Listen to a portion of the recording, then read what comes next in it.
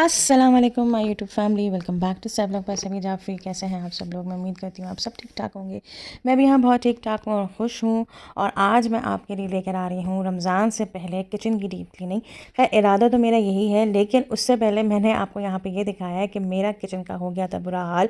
जैसे कि अभी पूरा का पूरा किचन बाहर आया हुआ था, यानी ये जितनी कैबिनेट्स हैं जो नीचे आ रही थी और मुझे लग रहा था कि खुदा ना खासा कहीं पूरी की पूरी नीचे ना आ जाए, तो इसको करवानी थी मुझे फ़िक्स। तो साथ ही साथ मैंने कहा कि चलो मैं आप लोगों को दिखा दूँ कि मेरी अलमारियों को क्या हो गया था, यानी कबर्ड्स यानी जो शेल्फ्स थे किचन के उनको क्या हो गया था, और उनको सही करवाने के बाद क्या इसकी शक्ल आई। वैसे कोई ख़ास शक्ल नहीं आई, वैसे ये हो रहा था कि ये पूरी दीवार से हट चुकी थी और ये नीचे आ रही थी और थोड़ी बहुत टूट भी गई थी, तो उसको भी सही करवाना था। तो इस वजह से मेरा पूरा का पूरा किचन यानी पूरी अलमारियों की चीज़ें जो है वो मेरी बाहर आ गई थी। तो ये पूरी की पूरी यहाँ से यहाँ मुझे करवानी थी। साथ साथ वो कॉर्नर वाली भी मुझे करवानी है, लेकिन वो मैं बाद में करवाऊँगी।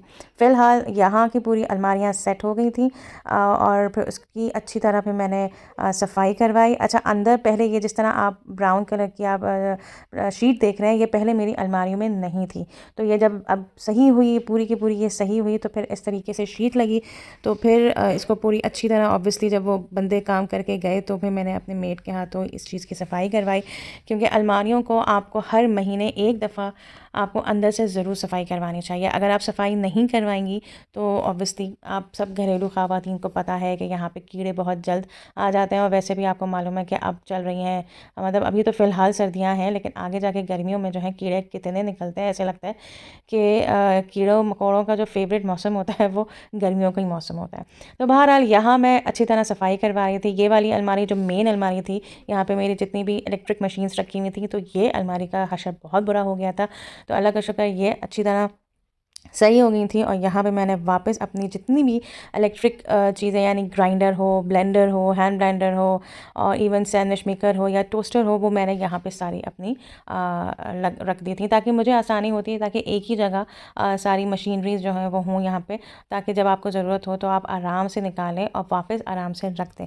मुझे शदीद उलझन होती है कि अगर आप निकालें और वापस आप जगह पर ना रखें ना, क्योंकि अक्सर मेरे यहाँ ये होता है कि अब माशाल्लाह से हमारे जो बड़े साहब हैं, बड़े बेटे, जो उनको बहुत शौक हो गया अपनी सारी चीज़ें बनाने का, तो वो चीज़ निकालते हैं और वापस नहीं रखते, तो अक्सर वो डांट खाते हैं मुझसे।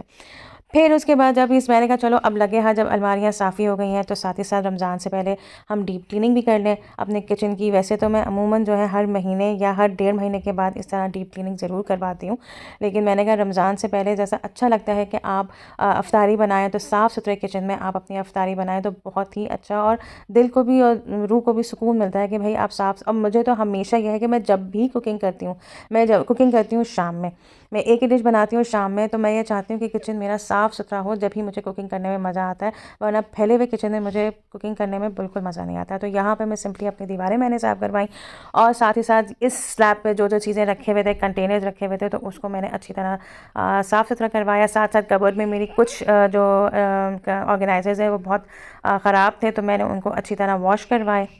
अच्छा, मेरी ये किचन की डीप क्लीनिंग जो हुई है वो तकरीबन 3 दिन में हुई है, यानी 3 दिन का ये व्लॉग एक व्लॉग है। और मैं कभी भी किचन की सफाई एक दिन में नहीं करवाती। मैंने एक दिन में अलमारियाँ करवाई, फिर दूसरे दिन एक एरिया करवाया, तीसरे दिन एक साइड करवाया मैं, क्योंकि मैं भी समझती हूँ कि आप मेड को इतना ना समझें कि एक ही दिन में पूरे किचन की डीप क्लीनिंग हो जाए, इट्स इम्पॉसिबल। तो मेरा हमेशा से ये तरीक़ेकार रहा है कि एक हफ़्ते में कहीं जाके जो है किचन की डीप क्लीनिंग हो जाती है। और अब जो मैं ये सफाई जो करवा रही थी, वो इस दफ़ा जो मैंने कोई लिक्विड ऐसा ख़ास नहीं बनाया था, क्योंकि जल्दी भी थी मुझे, क्योंकि पूरी किचन की सफाई मुझे 3 दिन में करवानी थी। और अगर आपका किचन बहुत दिनों तक बिखरा रहता है ना, तो मुझे बहुत उलझन होती है। तो बहरहाल यहाँ मैंने सिंपल जो मेरा मैक्स बार होता है, तो मैंने सिर्फ उससे मैंने सफाई की, और उससे भी यकीन करें बहुत अच्छी तरीके से आपके टाइल्स और आपका जो स्लैब होता है, यानी जो मार्बल होता है, वो बहुत अच्छी तरीके से साफ़ हो जाता है। और अगर आप इसके अंदर थोड़ा सा विम पाउडर इस्तेमाल कर लें तो उससे चमक जाता है, नो डाउट, क्योंकि इसकी जो ओरिजिनलिटी है वो ख़त्म नहीं होती मार्बल की। तो बहरहाल दीवारें और स्लैब्स जो हैं वो मैंने अच्छी तरह सफाई करवा दिए थे। और यहाँ मैंने जैसे आपको कहा कि मैंने एक दिन में सारी चीज़ें नहीं सफाई करवाई। एक दिन में मैंने पूरा राइट एरिया करवाया था, एक दूसरे दिन मैंने पूरा लेफ़्ट एरिया करवाया था, और फिर कहीं जाके मेरी किचन की सारी चीज़ें तरीके से हुई। फिर एक दिन मैंने जो है इसके बाद जो है मैंने चूल्हा करवाया, फिर उसके बाद मैंने फ्रिज एंड फ्रीज़र करवाया, क्योंकि फ्रिज एंड फ्रीज़र भी बहुत इंपॉर्टेंट होता है सफाई के लिए, क्योंकि और रमज़ान के लिए तो बहुत ही इंपॉर्टेंट होता है। यानी आप अपनी चीज़ें जो भी बनाती हैं उससे पहले आप हम फ्रिज एंड फ्रीज़र को क्लियर कर लें तो बहुत ही अच्छी बात है। और जितना भी डिक्लटर का मतलब डिक्लटर जो भी फूड आइटम जो आपको यूज़ नहीं करने हैं, जो फ्रोजन काफ़ी दिनों के हो गए हैं, उनको आप हटा दें। तो बहरहाल वो मैं आपको बाद में बता दूँगी। फ़िलहाल यहाँ पर मैं डेकोरेट करी थी अपना माइक्रोवेव ओवन। मेरे माइक्रोवेव ओवन के ऊपर आई डोंट नो ये ब्लैक ब्लैक शेड कहाँ से आ गया है, या तो जंग उतर गया, क्योंकि ये बिल्कुल नया था। अगर किसी के पास इसको साफ़ करने का कोई भी घरेलू टोटका हो तो काइंडली कमेंट बॉक्स में ज़रूर लिख के मुझे बताएं, क्योंकि मैं इसको इतना साफ़ करने की कोशिश कर रही हूँ, ये बिल्कुल साफ़ नहीं हो रहा। और मुझे अफसोस ये है कि बिल्कुल नया माइक्रोवेव है, काफ़ी पुराना भी नहीं है कि मैं कहूँ कि नहीं भाई पुराना हो गया है तो हम छोड़ दें। तो अफसोस हो रहा है कि ये क्यों और किस तरह पैसे पड़ गया। किचन की अलमारियों को साफ़ करने के बाद, यानी उनकी डीप क्लीनिंग करने के बाद और दीवारों और स्लैब को साफ़ करने के बाद अब आई थी बारी ऑर्गेनाइजिंग की। अच्छा, मैं जो ऑर्गेनाइज़ करती हूँ वो सिंपल जो बंद हुए हुए पैकेट्स होते हैं, यानी जिस तरह शान और नेशनल के जो नॉर्मल बंद हुए हुए पैकेट्स होते हैं उनको मैं अलमारियों में रखती हूँ, और जो खुल जाते हैं और जो थोड़ा थोड़ा आप यूज़ करते हैं उनको मैं एक बॉक्स के अंदर फ्रिज के अंदर रखती हूँ। उनको मैं कभी भी इस तरह अलमारी के अंदर खुलेआम, मतलब खुलेआम कहने का मकसद ये है कि मैं खोल कर नहीं रखती, क्योंकि उसमें कीड़े पड़ जाते हैं। आप चाहे जितनी भी कोशिश करें उसमें कीड़े पड़ जाते हैं। और जितनी भी मेरी पास्ताज के आइटम्स हैं, चाहे वो स्पेगेटीज़ हों या एल्बो पास्ता हों, तो उनको इस तरह शीशे की बॉटल में मैं रख देती हूँ। अच्छा, जब मैंने अलमारियों को खाली करवाया था तो मेरी जो दालों की जो जार्स हैं वो काफ़ी दिनों से नहीं धुले थे, तो इसलिए मैंने उन दालों में जितनी भी दालें थी वो किसी और जार्स में, यानी प्लास्टिक के जार्स में 1-2 दिन के लिए रख दी थी, ताकि उसमें वो सेव रहें। और फिर उसके बाद जब ये धुल जाएँ तो फिर मैं इसी के अंदर दोबारा खुश करके ड्राई करके रख दूँ। अच्छा, इसके अंदर मैंने वो शूट नहीं किया, वरना मैं इसके अंदर तेज़ पत्ता भी रखती हूँ ताकि आपकी दालें ख़राब ना हो। मैंने आपको बताया हुआ था किचन टिप्स एंड ट्रिक्स में कि आप लोगों को अगर अपनी दालों को सेव करना है तो उसमें आप तेज़ पत्ता या फिर लौंग डाल सकती हैं आराम से। और इसी तरह मसालों में भी मैंने आप लोगों को बताया हुआ था कि आप अपने मसालों के अंदर भी जो है वो आप डाल सकती हैं अपनी दालचीनी का टुकड़ा, छोटा टुकड़ा, क्योंकि अगर आप लोगों के पास बड़े ऑर्गेनाइजर्स हैं अपने मसालों के तो उसमें आप एक पूरा टुकड़ा डाल सकती हैं, वरना आप दालचीनी का छोटा टुकड़ा। मैंने इनके अंदर दालचीनी के छोटे टुकड़े डाल दिए थे ताकि आपके मसालों में भी कभी कीड़े नहीं पड़े। अच्छा, यहाँ वाली अलमारी में मुझे खुशी ये हुई क्योंकि ये पहले इसका डिवाइडर नहीं था। डिवाइडर कहने का मकसद ये 2 हिस्सों में डिवाइड नहीं थी, ये पूरी एक सिंगल अलमारी थी। लेकिन जब वो बंदे आए इस अलमारी को सही करने के लिए तो उन्होंने डिवाइड कर दिया ना, तो ये मेरे लिए बहुत अच्छा हुआ कि मुझे और जगह मिल गई अपनी इस अलमारी में, कि यानी ऊपर मैंने सारी अपनी दालें रख दी और नीचे वाले एरिया में मैंने अपने जितने भी मसाले हैं मैंने वो रख दिए, यानी बहुत अच्छी तरीके से मेरी अलमारी ऑर्गेनाइज्ड होगी।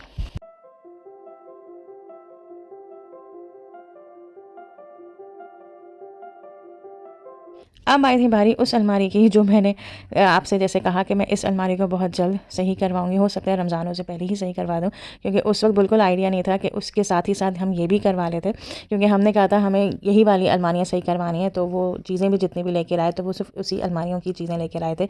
और जब हमने कहा कि आप ये भी अलमारी कर दें तो उनके पास सामान ख़त्म हो गया था। तो अब फिर उन्होंने कहा कि हम बाद में आएँगे, तो वो अभी मुझे टाइम नहीं मिल पा रहा था। तो फ़िलहाल जो मेरी पुरानी अलमारियाँ थी वो भी ऐसी ही थी।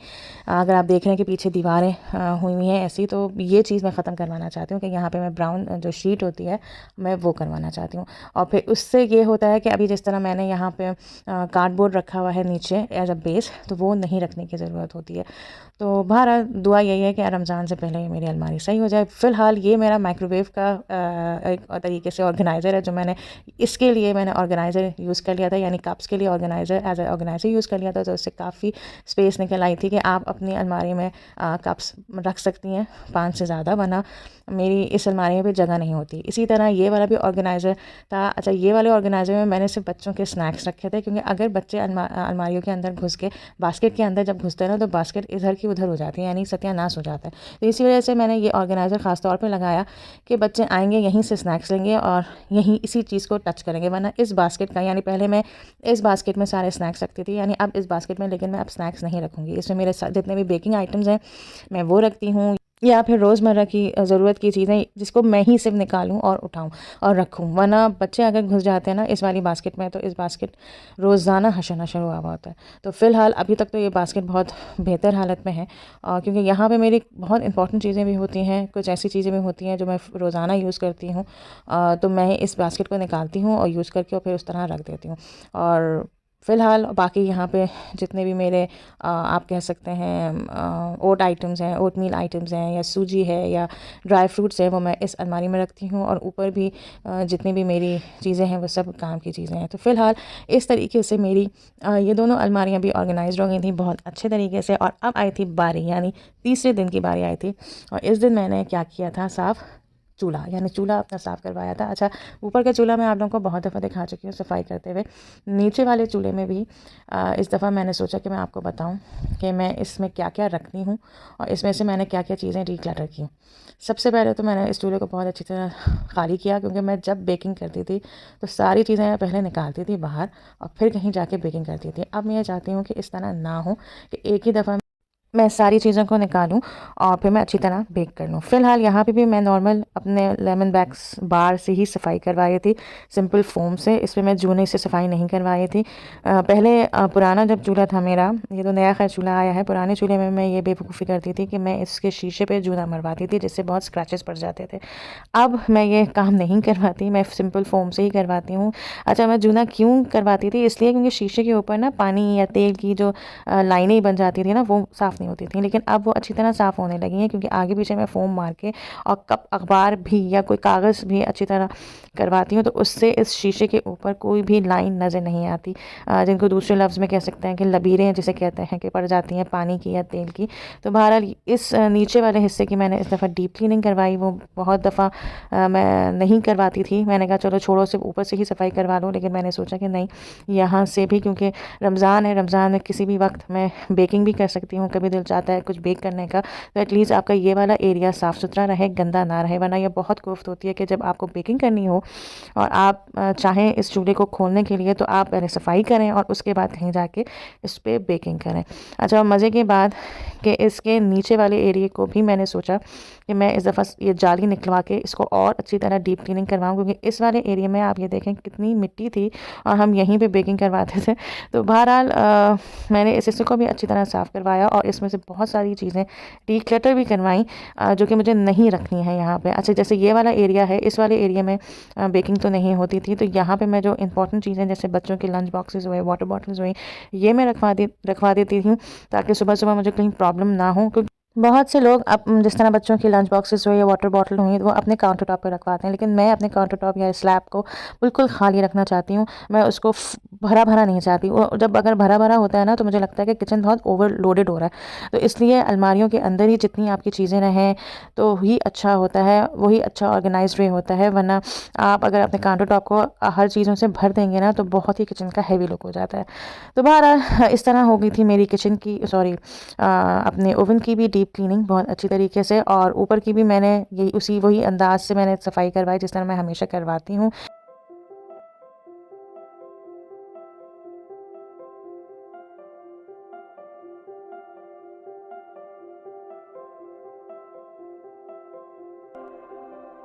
ऊपर के एरिया में मैंने उसी तरह बेकिंग पाउडर और जो मैक्स पाउडर होता है वो, और फिर सिरका, ये डालने के बाद थोड़ी देर के लिए मैंने इसको रख दिया था। इतनी देर में मेरी मेड ने बाकी इसकी चीज़ें भिगो दी थी, यानी इस पे सारी चीज़ें डालने से पहले मेरी मेड ने ना इस तरह ये सारी चूल्हे की जो चीज़ें हैं इस तरह भिगो दी थी एक लिक्विड में। अच्छा, इस लिक्विड के अंदर विनेगर और यही मैक्स पाउडर ही डाला था और बेकिंग पाउडर ही डाला था, उसके अंदर भिगो दी थी। मैंने कहा इतने देर में वो भीगी हुई हैं, तो थोड़ी देर के बाद तुम इसको भी साफ़ कर लो। और इस दफ़ा चूल्हा जो है मेरा ज़्यादा गंदा नहीं हो रहा था, क्योंकि मैं हर महीने इस तरीके से डीप क्लीनिंग करवाती हूँ। अच्छा, अब रमज़ान भी आ गया था, तो मैंने कहा रमज़ान में काफ़ी फ्राइंग आइटम होता है, यानी तलन का काम बहुत होता है, तो इसलिए चूल्हे को बहुत अच्छी तरह डीप क्लीनिंग करना चाहिए, ताकि आप जब फ्राइंग करें, और यकीन करें जब आप रमज़ानों में भी, मैं जब फ्राइंग करूँगी तो मैं आपको टिप बताऊँगी कि जैसे ही आप फ्राइंग कर लें, उसके फ़ौरन ही बाद आप अपने इस वाले एरिया को, यानी जो सामने वाला एरिया है, इसको भी गीले कपड़े से साफ़ करें और चूल्हे को भी गीले कपड़े से साफ़ करें, ताकि आपकी जो छींटें हैं वो आपकी परमानेंट ना बने। वरना अगर आप नहीं साफ़ करेंगे तो वो परमानेंट हो जाएंगी और फिर पूरा चूल्हा आपका ग्रीसी ग्रीसी होगा और उसको साफ़ करना बहुत मुश्किल होगा। अगर आप रोज़ाना की बेस पे साफ़ करते रहेंगे तो आपका चूल्हा अच्छी तरह साफ़ रहेगा। तो बहरहाल फिर उसके बाद जितनी भी चीज़ चूल्हे की अंदर से, बाहर से, ऊपर से जितनी भी चीज़ें हम लोगों ने निकाली थी, तो वो मैंने फिर रखना स्टार्ट करवा दी थी। अच्छा, यहाँ पे मैंने जितनी भी मेरी बेकिंग की ट्रेज़ हैं, मैंने वो रखवाया सबसे नीचे वाले फ्लोर पे। और फिर उसके बाद ये 2 फ्राई पैन है, एक रोटी का फ्राई पैन है और एक जो दम करने का जो होता है ना, जिसके ऊपर आप दम करते हैं पुलाव या सब्ज़ी पुलाव जो भी करते हैं या बिरयानी को दम करते हैं, तो उसका तवा मैंने अलग रखा हुआ है। तो वो मैंने यहाँ पे रखा हुआ है और अपनी कढ़ाई और सारे पैन्स। अच्छा, आगे जाके मैं इस पैन्स के भी ऑर्गेनाइज़र लूँगी और फिर ये मैं अपनी अलमारी के अंदर ही रखूँगी ताकि इस एरिया से और जगह खाली हो, ताकि मुझे और आसानी हो बेकिंग करने में। और दूसरे वाले एरिया में मैंने सारे लंच बॉक्सेस से वाटर बॉटल रख दी थी, जिस तरह मैंने आप लोगों को बताया। और इस तरीके से मेरा चूल्हा भी हो गया था साफ़ शफ़ाफ़। बैकग्राउंड में अगर मेरे वॉइस ओवर में पीछे आवाज़ें आ रही होंगी तो वो उसको इग्नोर करिएगा, क्योंकि ये इस वक्त रात के 2 बज रहे हैं और बच्चे सो गए हैं, तो उनकी सोने की आवाज़ें आ रही होंगी। और फिर आई थी बारी मेरे इस चीज़ की, यानी तेल के जो जार्स होते हैं उसकी सफाई की। अच्छा, ये यहाँ पे मैंने एक टिप आजमाई है और वो टिप ये है कि आप जो अपने तेल के जो ऑर्गेनाइज़र होते हैं वो ऊपर से तो बहुत अच्छी तरह साफ़ हो जाते हैं, ऑब्वियसली वहाँ उस पे आप जो है फ़ोम से साफ़ करेंगे तो वो ऊपर से अच्छी तरह चिकनाई साफ़ हो जाएगी, लेकिन अंदर की चिकनाई साफ़ करना बहुत मुश्किल है। तो इसके लिए मैंने एक टिप देखी थी, तो मैं वही आज़मा रही हूँ। मैंने सोचा कि चलो देखते हैं कि वो टिप जो है वो पूरी होती है या नहीं होती। तो वो ये है कि आप इसके अंदर डाल दें चावल, और चावल डालने के बाद यानी आप एक मुट्ठी नहीं, एक चुटकी जितना मैंने लिए थे चावल, उतने ही चावल आप ले लें और इसके अंदर आप डाल दें और फिर इसके अंदर मैक्स लिक्विड डाल दें और फिर पानी से इन दोनों बोतलों को मैंने अच्छी तरह धोया। और धोने के बाद जो है अच्छी तरह इसको फिर शेक किया और फिर मैंने कहा कि इतनी देर में तुम ऊपर से अच्छी तरह इस पर फ़ोम मारो और ताकि ऊपर की चिकनाई अच्छी तरह साफ़ हो जाए, और फिर उसके बाद अंदर से इसको अच्छी तरह साफ़ कर दो। अच्छा, छोटी वाली बॉटल को तो ऑब्वियसली एक जुगाड़ होता है कि अगर आपके पास बोतलें धोने का फ़ोम ना हो तो आप अपना चम्मच से फ़ोम को अंदर घुसेड़ सकते हैं और सफाई कर देते हैं। लेकिन बड़ी बोतलों में प्रॉब्लम होती है, क्योंकि आपका इवन बोतलें धोने का ब्रश भी इतना बड़ा नहीं होता कि आप इतनी बड़ी बड़ी बॉटल्स को धो सकें। तो इसलिए मैंने जो टिप निकाली थी वो यही निकाली थी, और यकीन करें इस टिप से बहुत फ़ायदा हुआ कि अंदर की चिकनाई बिल्कुल साफ़ हो गई थी। मैंने पूरी अंदर तक तो मैं नहीं गई थी, लेकिन मैंने टिशू डाल के देखा था तो बहुत साफ़ हो गया था, बिल्कुल चिकनाई नहीं आई थी। तो बहरहाल इस तरीके से मेरा चूल्हा, मेरा सारे स्लैब सब मेरे अच्छी तरह साफ़ हो गए थे, और इसके अंदर से जो डीक्लटर मुझे करना था वो भी मैंने सारी चीज़ें कर दी। यानी यहाँ पे मैंने सिर्फ बच्चों के लंच बॉक्सेस और वाटर बॉटल रखी थी ताकि आसानी हो मुझे, सुबह सुबह मुझे ज़्यादा मुश्किल ना हो। और यहाँ पे मैंने जिस तरह मैंने आपसे कहा था कढ़ाई और फ्राई पैन्स और तवा रखा हुआ था, ताकि आगे जाके इन फ्राई पैन्स का भी ऑर्गेनाइज़र मैं लूँगी और उसको भी ऑर्गेनाइज़र के अंदर ही रखूँगी। तो इस तरीके से मेरा चूल्हा साफ़ हो गया था। और फिर इसके अंदर बारी आई कि मैंने टेस्ट किया इस तरीके से, तो यकीन करें बिल्कुल चिकनाई नहीं थी अंदर। तो मुझे बहुत खुशी हुई कि चलो ये वाली टिप बहुत कारआमद रही। और फिर उसके बाद मैंने सारा जितना भी तेल था वो मैंने इसके अंदर डाला, और मैं जो तेल भी लेती हूँ वो मैं पाउचेस लेती हूँ इस किस्म के जिसके नॉब्स बने हुए हों और वो आराम से तेल की बॉटल्स में चला जाए। वरना वो जो जिनके नॉब्स नहीं होते वो वाले अगर पाउच लो ना तो उसको खोलना और फिर इस तरह डालना बड़ा मुश्किल होता है। तो मैं जो हूँ तेल अमूमन यही वाले पाउचेस लेती हूँ जिनको किसी भी बॉटल में डाल के रखना बहुत आसान होता है। ये देखें, इस तरह बिल्कुल तेल गिरा भी नहीं, और फिर जितना भी तेल रह जाता है उसको मैं इस तरह टिका कर, मैं चाहती हूँ कि जितना भी तेल है वो इसके अंदर आ जाए और ख़त्म हो जाए। तो बहरहाल इस तरीके से जो मेरे तेल के ऑर्गेनाइज़र थे वो भी बहुत साफ़ सुथरे हो गए थे, और मैंने अच्छी तरीके से तेल को इसके अंदर डाल दिया था। और जो मेरी तेल की जो ट्रे है यानी ऑर्गेनाइज़र, तो उसके ऊपर मैंने अच्छी तरीके से टिशू रख के और इसके ऊपर बॉटल रखी थी ताकि आपकी ट्रे चिकनी ना हो। आपका जब भी हो टिशू गंदा हो और जब आप देखें कि आपका टिशू बहुत गंदा हो गया है तो आप सिंपली टिशू को हटा के नए टिशू से चेंज कर दें। तो इस तरीके से आपकी ट्रे भी बहुत साफ़ सुथरी रहेगी।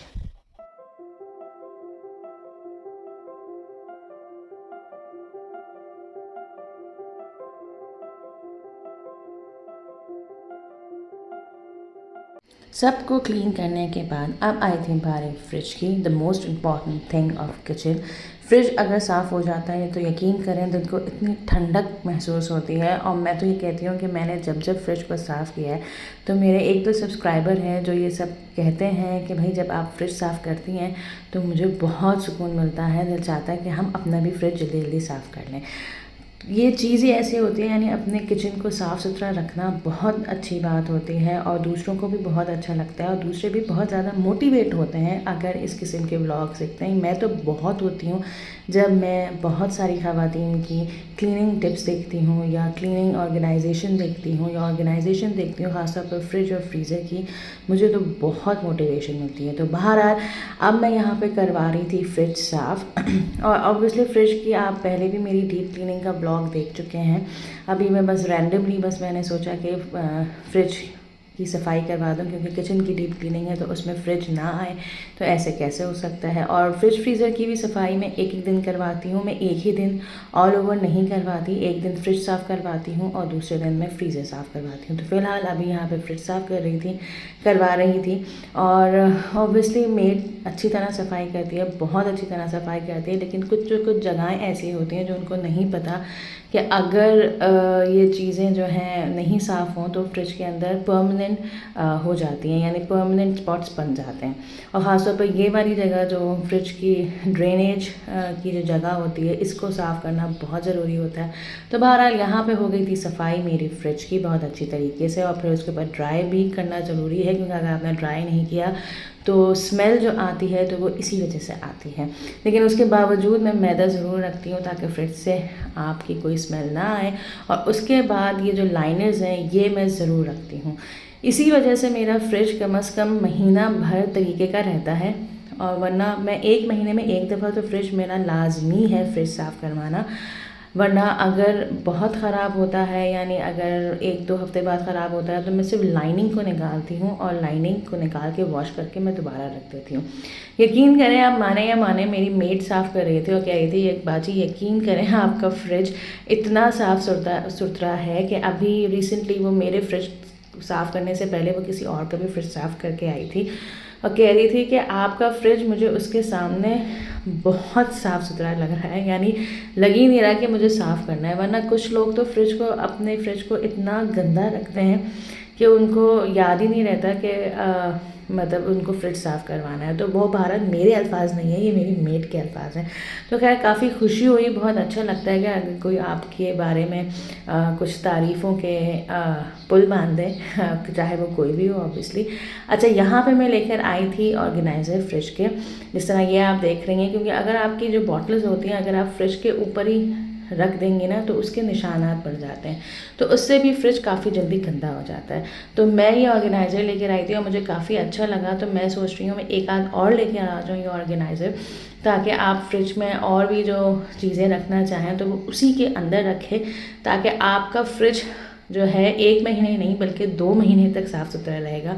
लेट्स सी, ये मेरा फर्स्ट टाइम है और ये वाले भी ऑर्गेनाइज़र लेके आई थी, बहुत अच्छे और बहुत चीप ऑर्गेनाइज़र थे, बिल्कुल महंगे नहीं थे। यकीन करें, मैं लेकर आई थी डॉलर शॉप से, और डॉलर शॉप में फिर भी 220 के होते हैं, लेकिन ये मुझे 200 के मिले। तो बहुत अच्छे और बहुत अच्छी प्राइस में मुझे ऑर्गेनाइज़र मिल गए थे, और मेरा है कि मैं 1-2 और इस किस्म के ऑर्गेनाइज़र ले लूँ।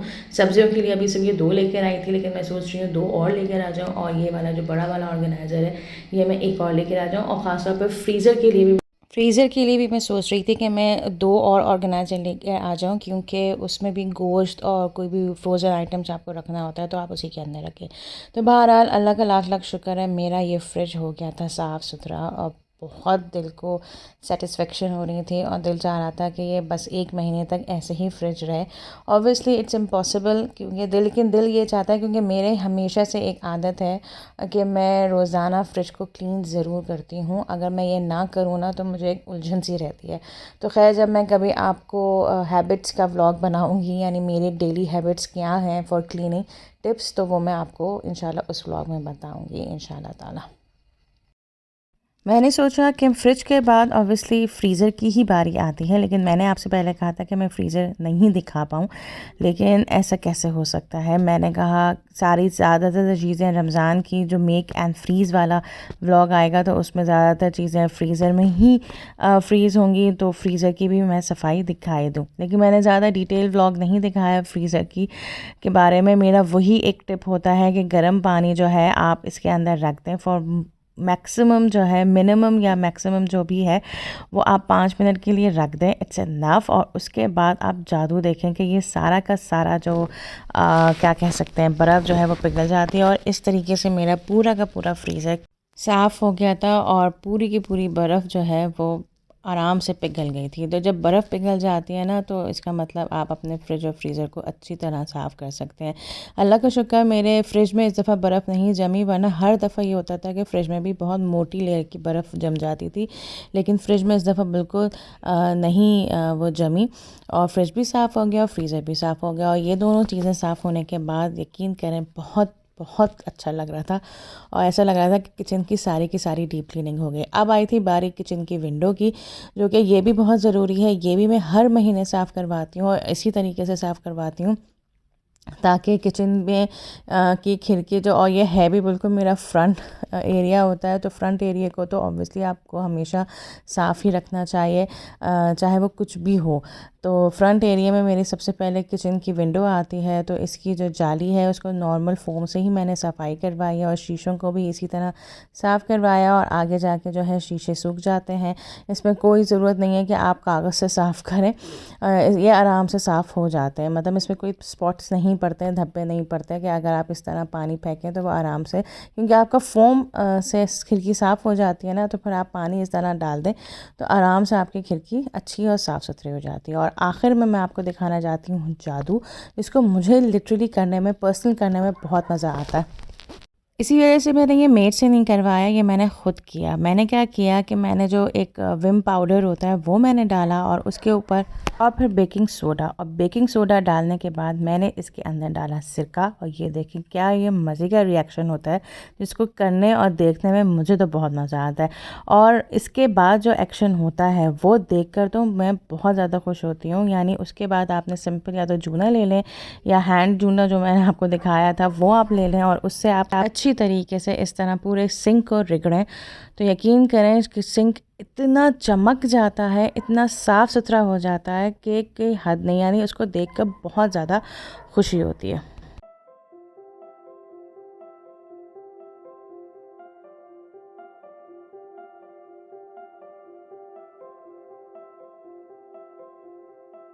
तो ये था मेरा आज का व्लॉग। आई होप आपको पसंद आया होगा। और रमज़ान से पहले इस तरह किचन की सफाई करना बहुत ज़रूरी है, क्योंकि आप रमज़ान में किचन में 2 से 3 दफ़ा आते हैं मील प्रेप करने के लिए। तो आप किचन को इस तरह साफ़ सुथरा देखते हैं तो आपके अंदर बहुत एनर्जी आती है, और बहुत दिल चाहता है कि चलें आप एक और दफ़ा फिर से अच्छी तरह आएँ किचन के अंदर और खाना वाना बनाएं। तो please subscribe, hit the bell icon and like and share. दुआ में याद रखिएगा। और बहुत बहुत मेहनत से ये व्लॉग्स बनते हैं, सबके बनते हैं ऑब्वियसली, सबको सब्सक्राइब किया करें। उसमें मुझ ना चीज़ को भी सब्सक्राइब कर दें। कमेंट बॉक्स में लिख के बताइएगा कि आप लोगों को कैसा लगा। इंशाल्लाह नेक्स्ट व्लॉग में मिलती हूँ। टिल देन अल्लाह हाफ़िज़।